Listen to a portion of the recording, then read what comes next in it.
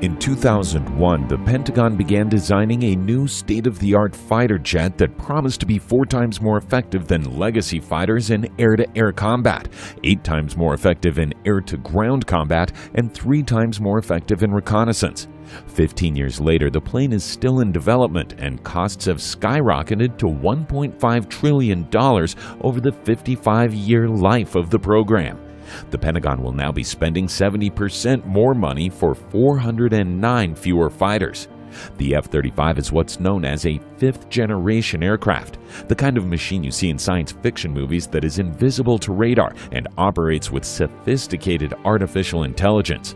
All 3 branches of the military have ordered the F-35 with different specifications, but all of them have certain attributes in common, starting with the helmet. The F-35 helmet gives you eyes in the back of your head. Sensors can track and target a nearby aircraft from any orientation, provide the information to the pilot through their helmet, and give the missile sufficient information.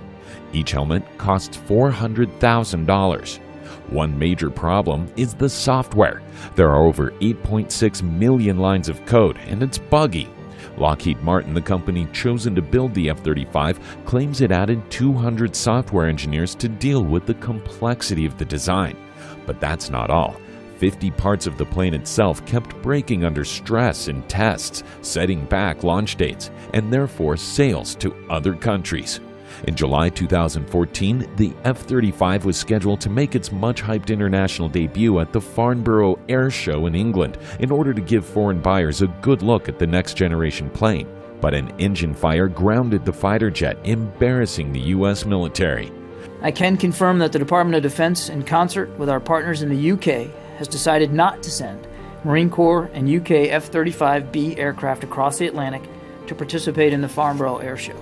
The F-35 has crossed the point of no return. The Pentagon has invested so much money in it and so much time that it's stuck with it. The cost of the program is $160 billion over initial estimates and counting. The Defense Department has pumped so much money into the jet that it's been deemed too big to fail. But fail it did in a mock aerial dogfight a year ago when the new stealth jet couldn't turn or climb fast enough to hit an older F-16.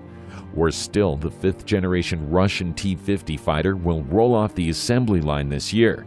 Experts believe a fully functional F-35 would be superior to the T-50, but until it overcomes its reliability problems, it is possible that Russia will, for a time, be flying the most advanced fighter in the world.